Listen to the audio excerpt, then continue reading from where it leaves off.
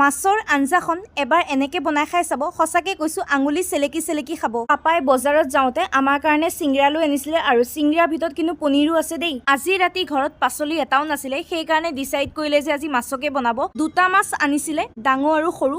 সৰুটো ফ্ৰাই কৰি থৈ দিলে আৰু ডাঙৰটোকে বনাব পানীলাও আৰু আলু সৈতে। এইফালে ভাইটি মাদাৰ্ছ ডেৰ কাৰণে প্ৰিপাৰেশ্যন কৰি আছে, যিহেতু তাৰ স্কুলত কম্পিটিশ্যন চলি আছিলে, সেইকাৰণে আজিয়ে কৰি আছে। মই তাক দেখি আচৰিত কেতিয়াবা, ইমান তাৰ ব্ৰেইনত ভাল স্কিলছ আছে। মোৰ মানে এইবিলাক ক্ৰাফ্টৰ স্কিলছ নাছিলে আগৰ পৰা। বহুত কথা কলো, এতিয়া ৰেচিপিটো ফালে আগবাঢ়ো। তেল গৰম হওঁতে মায়ে দিলে জিৰা, পিঁয়াজ, জলকীয়া আৰু সদায় দিয়া মছলাবিলাকে, হালধি পাউডাৰ, জলকীয়া পাউডাৰ। আমি বেছি মছলা দি নবনাও, অলপমান ৰঙচুৱা হোৱাৰ পিছতে এয়া চব্জিখিনি দিলে। সোৱাদৰ অনুসৰি নিমখ অকমান দি ভালদৰে ভাজিলে। তাৰ পিছত এয়া বিলাহীখিনিও দিলে, সেইখিনি গুলগুলীয়া হোৱাৰলৈকে ভাজিলে। অকণমান কৰি মায়ে পানী দিলে, বেছি মানে এবাৰতে নিদিয়ে, লাহে লাহে দিয়ে। ঢাকি দিয়াৰ পিছত এয়া আমাৰ আঞ্জা উতলিলে আৰু তাৰ পিছত মাছখিনিও দিলে। ৰ'ব হোৱা নাই, লাষ্টত এটা বস্তু দিব বাকী আছে। ৰ'ব কেঁচা ধনিয়া দিয়াৰ পিছতে আমাৰ মাছৰ আঞ্জা ৰেডি। দেখিয়ে খাওঁ খাওঁ লাগে। আজিলৈ আহিছো, ভাল লাগিলে লাইক আৰু ছাবস্ক্ৰাইব কৰি দিব।